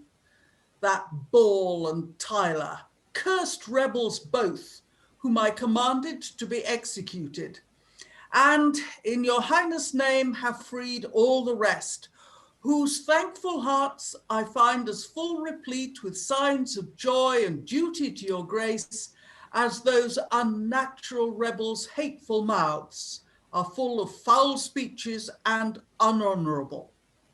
It is no matter, Morton. Let them bark. I trow they cannot bite when they are dead. And Lord Mayor, for your valiant act and dangerous attempt on our behalf to free your country and your king from ill, in our behalf and in our common weal, we will accept it as the deed deserves, and thank you for this honorable attempt. What subjects' hearts could brook the rage of theirs to vaunt in presence of their sovereign lord, to brave him to his face before his peers, but would, by policy or force, attempt to quell the raging of such furious foes? My sovereign lord, 'twas but my duty done, first unto my God, next to my lawful king, proceeding from a true and loyal heart. And so I hope your grace esteems thereof. To the end this deed shall rest in memory, which shall continue forever to the end. Lord Mayor, I will adjoin to thy degree another title of a lasting fame. Kneel down, William Walworth, and receive by mine own hand the Order of Knighthood. Stand up, Sir William, first knight of thy degree, but henceforth all which shall succeed thy place shall have like honor for thy noble deed. Besides, that time shall ne'er abridge thy fame. The city arms shall bear for memory the bloody dagger, the more for Walworth's honor. Call for your herald and receive your due. My gracious lord, this honourable grace, so far above deserts, is what I did my duty and allegiance bade me to, binds me and my successors evermore, with sweet encouragement to the like attempt. Your Majesty and all your royal peers shall find your London such a storehouse still, as not alone you shall command our wealth, but loyal hearts, the treasure of a prince, shall grow like grains sown in a fertile soil. And God I praise that with his holy hand hath given me heart to free my prince and land. Then, sith these dangerous broils are overpast, with shedding of so little English blood, 'tis for the fame and honor of a prince well to reward the actors of the same. So many of thy brethren as accompanied thee in Smithfield hereabout this bold attempt, when time shall serve, I'll knight them as thou art. And so, Lord Mayor, Newton, Morton, and the rest, accompany us to guard us to the Tower. There we'll repose and rest ourselves all night.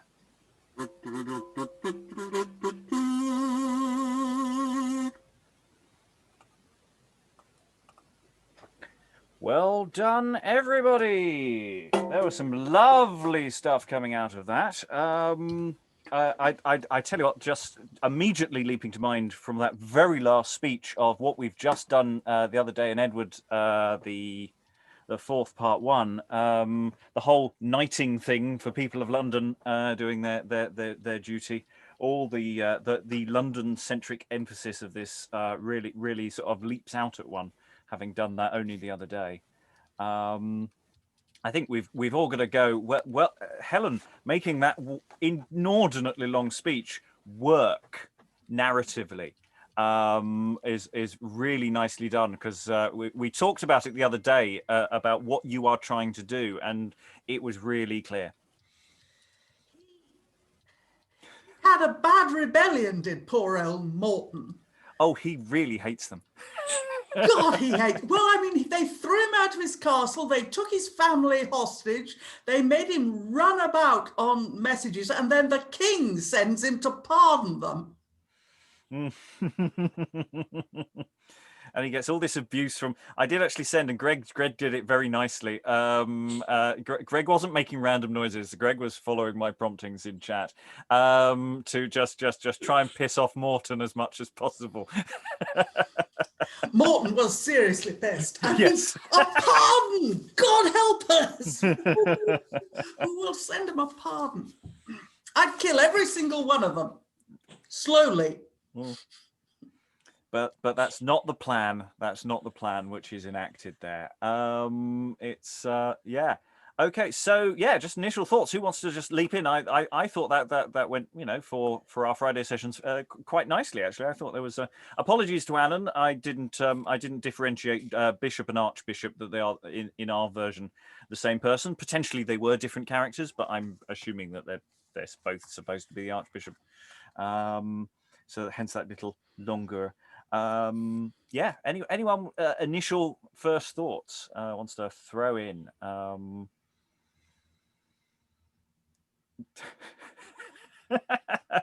Stephen.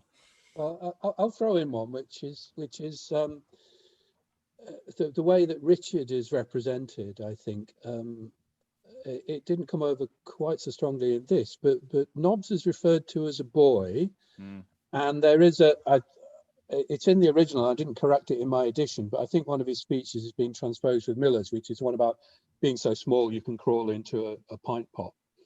So we potentially have two boy players here.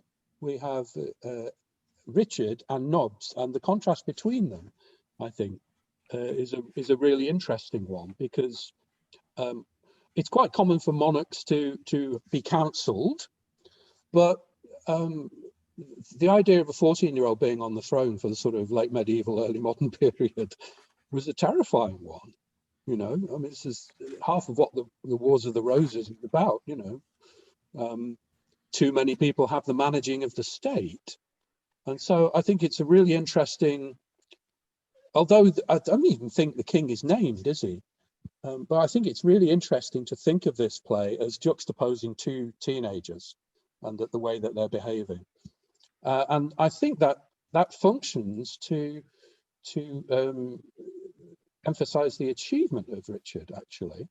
You know, if it is boys against men when he goes out to Smithfield and people are kicking off against him. So I think that's an interesting element in the text, which is to do with youth and age.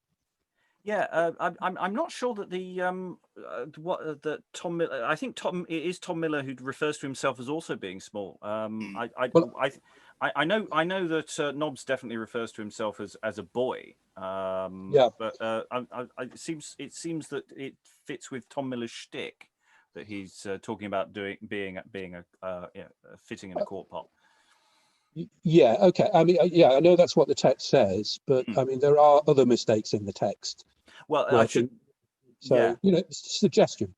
Yeah, it just seems that they seem to be both apprentices type things. That, you know, because they chat to each other and they're playing tricks on each other.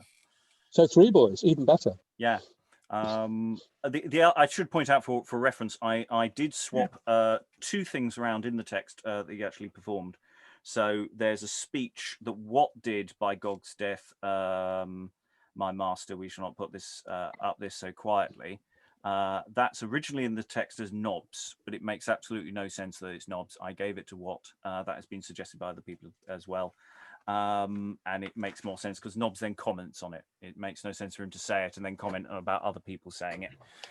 Also, in one of the scenes, I gave the king the last word.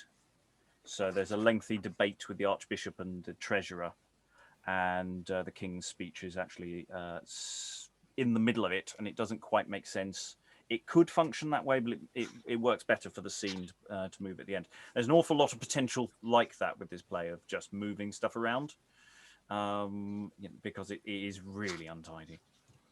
Other things, Dan? If I may speak about the printing of it, because I find it very interesting. I know I was looking at Steve's edition of it. I'm glad that he remarked on it. It's a very interesting text. This is a printer, John Danter, who we've seen many, many times in the past. And for whatever reason, I mean, I know why he's got this negative reputation, because he's, for some reason, long before people started disputing the idea of bad quartos, he was always accused of being a pirate printer. This, I think, is very off base, this reputation that he has. And every time that we've come across his plays, that would now be Fair Am, Orlando Furioso, a couple of plays I cannot name, Old Wives' Tale as well. He takes, despite the mistakes that I realize are in the text, I'm not sure how much we can really lay at his doorstep. The reason being is, I mean, if you look at, Steve had actually remarked on this, this King's proclamation is written in black letter, which is highly unusual. The rest of the text is in Roman. You can see as well the headpieces, the ornaments to use to divide up the acts and scenes as well. There's a lot of space as it's a short quarto, but this is highly unusual to see this type of care being put into a play text. So for all of the errors that he did, also one of the things I had noted when we were doing the Fair End discussion, I took some notes, was his highly descriptive stage directions. And I had wondered at the time whether this is a hallmark of either the manuscript that he just happens to have that he's copying out, or if this is his intervention, or if it's a mix of the two. You know, he just has a special relationship with his company. There's fewer of those types of descriptive directions, but nonetheless, they're there. And they seem to be in places where he's really highly remarking of, here he does this and here he does that. So I just basically want to say that this, whatever people are saying about this text being, replete with errors or whatnot, I'm going to say, now that we've looked at so many of these plays, I'm not going to blame the printer on this one. No, I don't think it's a printer at all. I think various potential horrible things have happened to this, or bits have got dispatched. I mean, the Morton speech there, because it's potentially straight from the prop that they've got on stage, and that would make sense. That's a text that they're actually reading, which would be potentially detached from other elements of scripting that would be available. So it might be that there are other bits like songs that also might be missing. It feels like the rebels need songs. They've got hints of songs, but it feels like though there might be cuts made to the Lord scenes, because every so often the speeches are a bit jumpy, like there's missing bits.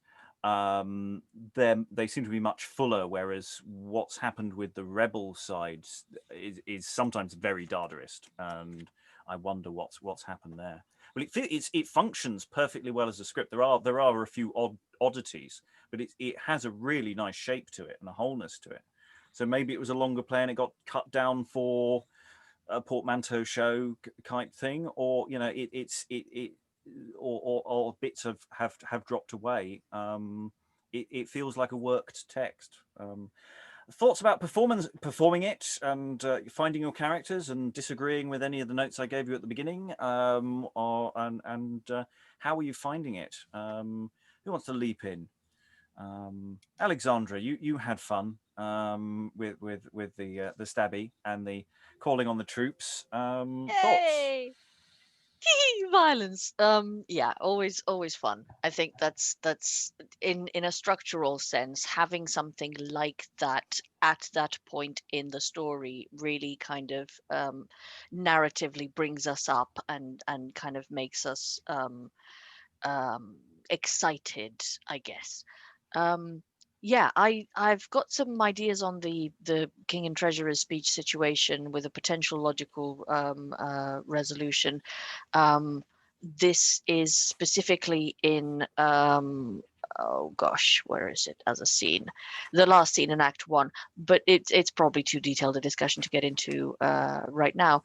But I think potentially there and in other places there may be like a one idea is these might be like snippets that oh yeah, and we also have this, let's just tack it on at the end.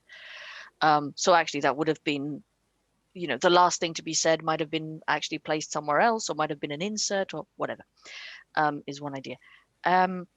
I really liked the journey of certain characters, the mayor being one of them, but there's a few, and it's amazing how in such a short amount of text and so little in the way of speech, yeah, several characters have really interesting journeys. So that's what I found that cool. Other thoughts, Lynn? Yes, well, in preparing for this, I read through the King's part, but I deliberately ignored most of the play. The rationale being that I think Richard has no particular empathy for the rebels' situation, so I didn't, as someone portraying Richard, I didn't want to kind of bias myself by reading their side of the story. But I wonder if that was maybe a mistake, because not having a sense of the arc of the play, I felt like my Richard was a little one note. And if I had it to do over, I would try to find more levels and more moods and more emotional texture, because I felt like he kind of just like hit this, I'm the king and they're in the wrong, and that was kind of all I was able to bring to it. Yeah, there's hints of an interesting story about what's going on around him with his various counselors, and how you know, it's not deep or detailed, but you know there is stuff that I think could be mined. But yeah, I think there is a slightly one note thing about Richard. That doesn't mean the journey can't be found, but I think the text does give us a bit of wiggle room there. Other thoughts, Sarah? How was the Queen? I like the Queen Mother. She's funny. I think she'd be even funnier if you actually were doing her on stage live, because I think there's actually, even though she's quite a still figure, I think there's quite a lot of comedy business to be had in her body language, which is hard to convey on Zoom. But yeah, she was very entertaining. I really like what Stephen said, the point he drew attention to about the two teenagers. And I was thinking, yeah, it's interesting, because on the one hand, you've got this, sorry, that's my dog in the background. You've got this king, this 14-year-old king, who's being counseled by all these, you know, wise, mature men. And then on the other hand, you've got a bunch of rebels who ultimately take really bad counsel from a 14-year-old boy. So like, they're contrasted in that way too. You know, Richard receives counsel and Nobs is giving it, and he's doing it deliberately for devilment. So I really like that juxtaposition. I wanted more John Ball. I really liked him. And I mean, I know it's a really short play, and there's a lot to get through in a very short space, but I thought that speech of his at the beginning was so wonderful. And then he kind of crops up in the middle with like one line or something, and then the next time we see him, he's being executed, and I'm like, oh, I really wanted to see more of him, and you know, his journey and how he felt it was going, because obviously it turns from something that's quite idealistic at the start to something that's clearly not, and to see his reaction and his thoughts and how what his development is, I would have loved to have seen that. So I'm a bit sad about that, but overall I really enjoyed it. It's a very intriguing play. Stephen, I think you wanted to leap in on the ball. Well, it's just about where it comes in the chronicles, really, which is, I mean, the convention is, if there's a kind of commons uprising, as it were, is they'll gather in a camp, and Blackheath was the traditional gathering place, if you like. It's not the only time that people gather together there. It's like, you know, everybody knows, you know, it's like when you're having a fire drill, you know, there's a kind of rebellion drill. Okay, in the event of rebellion, everyone go to Blackheath, which would kind of place it somewhere else in the story, wouldn't it?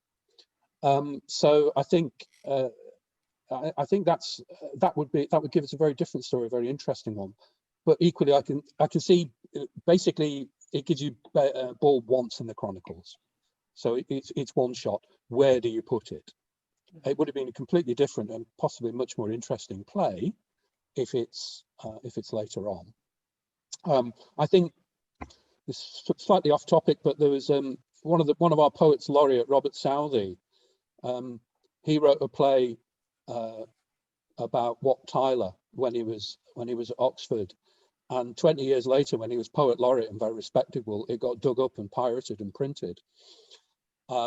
It's a very interesting play, but he starts off with all this May games and aren't we jolly and festive on the green, and good heavens, is that Robin Hood over there? You know, it started with that, and then it's disrupted by this horrible tax collector, and then later on we get into the kind of vegetarian equivalent of the meat and potatoes. You know, so it's a choice that you have to make, I think. But given the play, I guess the beginning is the place for it. Alan. Yeah, I must admit I found the Ball piece very interesting to read. I believe there is actually more material available on Ball. And I know a little bit about him because at one point he was described as a hedge priest of Colchester, which is where I hail from originally. I was not aware that he'd actually held a benefice in Kent. So which version of the history is correct, God only knows. But I think there's probably more material one could dig up on Ball in his own words. Well, there is almost a battle between Ball and the Archbishop, which would be quite fun to play with because they did know each other. Not fans. No. Stephen. Well, just the structural point really is that you know that brilliant thing that Helen did at the end, which is the proclamation, which is incidentally in black letter in the first printing. Where black letter is what's used for proclamations. It's kind of official looking font. So we've got somebody who's interested in structural parallels, I think. Right at the start, we have, as it were, Ball's proclamation. And then maybe not counterbalancing it, that's up to you. At the end, we have the kind of the voice of the king and the nobles and, you know, the restoration of order. So I think it makes it an interesting play from that point of view, structurally. Lynn. Yes, I've been thinking about what Stephen said at the beginning about this being a kind of festive trope of Jack Straw goes away, but he always comes back again. So we have this kind of cyclic dance between authority and those who are those who are subject to authority. And there's this kind of constant give and take and balancing and rebalancing. And I'm also kind of haunted by Edward IV, which we read earlier this week, and the repeated claim in that everything you own is the king's, and he's got a legal right to claim it of you, whether it's your goods, your home, your wife, whatever. And I think even though that claim is repeated in Edward IV, the play itself tends to actually subvert that claim. And Ball here, the speech that he delivers, you know, when Adam delved and Eve span, who then was a gentleman, brethren, it were better to have community than the difference in degrees. All of that anticipates the claims of the levelers some, 30, 40 years later. So it's interesting to see these ideas bubbling beneath the surface. And even though it's framed in this, oh, Jack Straw's not real, he's every man, he's no man, he goes away, he comes back again, everything sorts itself out in the end. We have these confrontations, but everything rebalances more or less where it was. Half a century from now, things rebalance in a very different model than the play Jack Straw ends in. So I think that's sort of worth noticing. Other thoughts from the room? Liza, we haven't heard from you. Any thoughts? Yeah, just as Lynn said, I was thinking of the parallels between this and other dramas about rebellion or chronicles of rebellion and the points of commonality. Yeah, other than that, um, really not much to say apart from this play has moments where characters come sharply into focus, but character-wise, you know, a lot of the characters are sort of action figures being moved around in a diorama. They don't really. The Queen Mother seems to have a bit of a personality, and that's cool. Nobs is hilarious. The clown stuff is fun, but there aren't many actual characters. Most of them are types, or they do what the story needs them to do.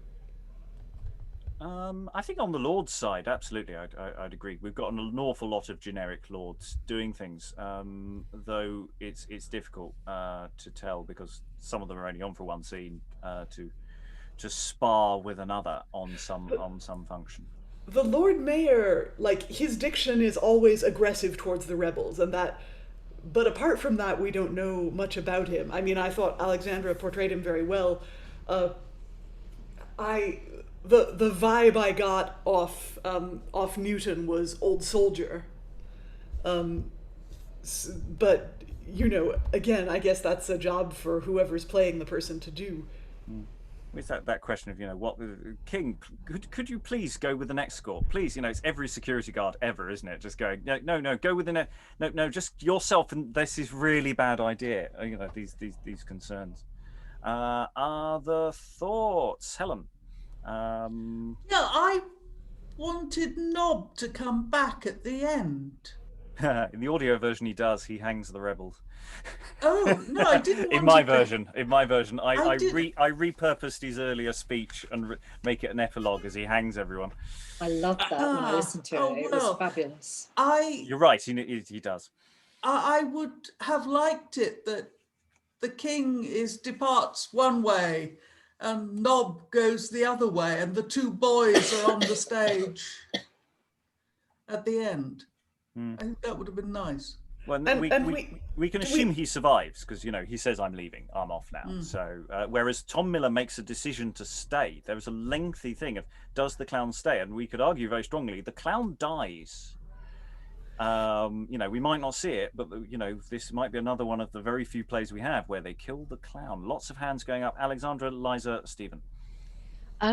I really like that structurally it is very fast-paced. The scenes start in medias res, they end without kind of, and we've reached a conclusion, now let's have a letdown. There's none of that. There's a lot of push forward, and I think that's one of the things that makes this play go so quickly. But also, I think it's one of the things that offers lots of opportunities for directorial opportunities for staging. So you could, I guess, focus a lot more on the plot and a lot less on the people, or we could use their involvement in the fact that they're being dragged forward by events occurring to have that as a feature that delineates the people and the fact and kind of helps us understand why we don't get enough time with them and why we want, because it's not just Nobs, there's a whole bunch of, you know, Ball and so many others that were like, oh, I wish he'd been on stage for longer, and you know, you could exploit that. There is very little stage time for all the rebels. I mean, Jack Straw gets very little actually in real terms. They all serve a different. The rebels all do slightly different things, which I really like, much more so than the Lord's side. Even though the Lords have a lot more to say. Liza, then Stephen. Just on the absence of resolution for so many plot threads that are started, and I don't know if that's a textual thing, if those things might have been resolved in an original text that we don't have, or you know.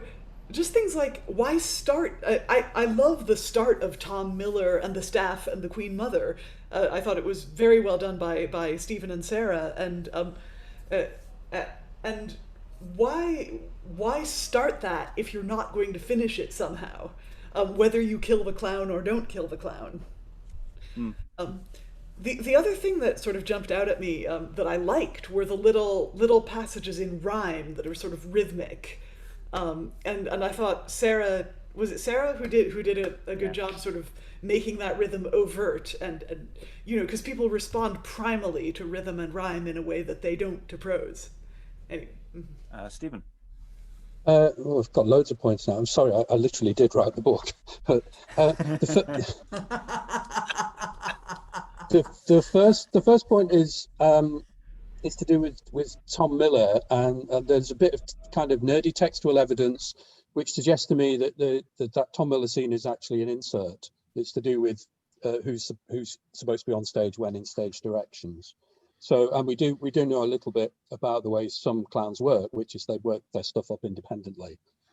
The second point is to do with the execution at the end and what happens to the non-speaking parts. I mean, I kind of kept out of the way, but if Nobs and Miller are there, then that's the deal, isn't it? We got away with it. So if you're playing that character, especially if you're told to be on stage the whole time, but you don't have any lines, you've got two ways of doing it, haven't you? You can play, as it were, with the grain of the proclamation and be very meek and, yay, I really love the king. He reminds me of that big brother bloke. He's ace as well. Or you can just, sort of, we made it, lads. We're all right. And walk off. And the third point, after which, is that there's something called the jig. And the jig is an afterpiece. And the jig is typically associated with the clown. So one of the reasons the clowns don't tend to get the last word is they do get the last word. These are afterpieces which involve singing and dancing. Kemp is very famous for them. Famously, we have the German traveller who goes to the Globe and sees this play about this Julius Caesar bloke. And his write-up literally is, went to the play, it's about Julius Caesar. The bit at the end with all the dancing was fantastic. So not in the script, but in the performance, Miller or Nobs or whoever you think it is does get the last word. Yeah, I think that's an important point because I've sort of been chasing because Tom Miller. I know if we go with the text as is that Tom Miller is the clown and refers to himself as being short. I've been sort of chasing around for short clowns. We found a few or clown parts that refer to themselves as short. I mean, the other thing to notice, there's only one female character, but that's because we have lots of boys literally playing boys, and that's an interesting novelty. Major boy parts, not just random parts. I mean, that's the reason to go against saying Tom Miller is also a younger character, just simply because you'd want to give it to the more experienced clown, or the more experienced clown will elbow everybody else out of the way. Elizabeth, any final thoughts from you? I think you're the only one I haven't gone round. Muted at the moment. Yeah, I really enjoyed it. I really enjoyed the play. I think I echo a little bit of what Liza said. I found the text a bit episodic. The scenes were really episodic. There wasn't that much flow from one scene to another. And it didn't really, I found that it didn't entirely build on the narrative. I wondered what Stephen would have to say about it, about the episodic nature of the text. Well, do you want me to say anything, Rob, or are we? Yeah, no, go for it. I have my own opinions. So Stephen, go. Yeah, I think. Well, what I did when I was doing the edition was I looked at what the Chronicles gave us, and pretty much from the nobles' point of view, pretty much everything important that that is in the Chronicles is in the play, and so we've got a situation where. What do you do for the rest of the stuff? What do you do with the commoners? How do you give the commoners scenes? How do you kind of balance that? Because you don't want to write the kind of play where this is just a subplot in the far more important nobles doing really important stuff play. So you don't do that. And the only thing I could really think of is there's only so much invention for the commoners you can do, How can you stick this together? Because it is a kind of, the Queen Mother, that something happens with Morton, something happens with the Queen Mother, the bit where Richard goes on the Thames. These are the sort of the famous bits, if you like. Those are the standout bits in the Chronicles. but where's your glue if you don't have, I don't know, you know, Jack Straw is in love with some maiden somewhere. Do you know what I mean? So it's a problem with plotting commoners, because they're not in the chronicles. You know, Ball is such an anomaly to actually turn up, and okay, maybe it's not Ball, but it's what people would accept as coming from Ball. Yeah, it's so rare for that to actually be there at this point in historical writing. You know, most of the people who originally write about the peasants wrote, they're monks. Well, what happens to the monks and what happens to the abbots? You know, they're one of the victims. It's classic kind of who writes history stuff. So very long way around the houses. I think it's a structural problem. They've got no dramatic precedents, because you know, such dramatic precedents as there might be make it a subplot to something more important.